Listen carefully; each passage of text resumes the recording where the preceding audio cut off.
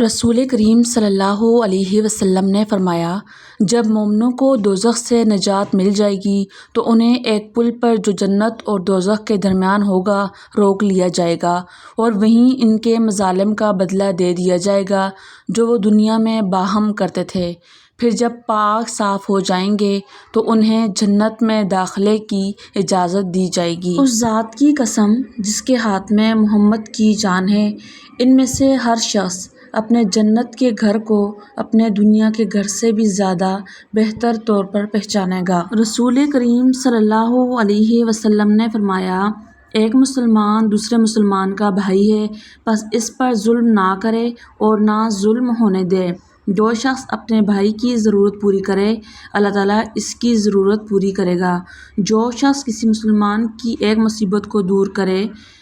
اللہ تعالیٰ اس کی قیامت کی مصیبتوں میں سے ایک بڑی مصیبت کو دور فرمائے گا، اور جو شخص کسی مسلمان کے عیب کو چھپائے، اللہ تعالیٰ قیامت میں اس کے عیب کو چھپائے گا۔ آپ صلی اللہ علیہ وسلم نے فرمایا کہ ایک مومن دوسرے مومن کے ساتھ ایک امارت کے حکم میں ہے کہ ایک کو دوسرے سے قوت پہنچتی ہے، اور آپ نے اپنی ایک ہاتھ کی انگلیوں کو دوسرے ہاتھ کی انگلیوں کے اندر کیا۔ نبی کریم صلی اللہ علیہ وسلم نے معاذ رضی اللہ تعالیٰ عنہ کو جب عامل بنا کر یمن بھیجا تو آپ نے انہیں ہدایت فرمائی کہ مظلوم کی بد دعا سے ڈرتے رہنا کہ اس کے اور اللہ تعالیٰ کے درمیان کوئی پردہ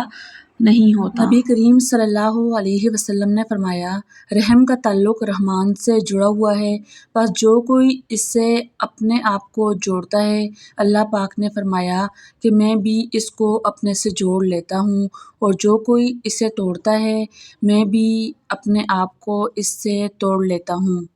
آپ صلی اللہ علیہ وسلم نے فرمایا کہ رحم رشتہ داری رحمان سے ملی ہوئی شاخ ہے، جو شخص اس سے ملے میں اس سے ملتا ہوں، اور جو اس سے قطع تعلق کرے میں اس سے قطع تعلق کرتا ہوں۔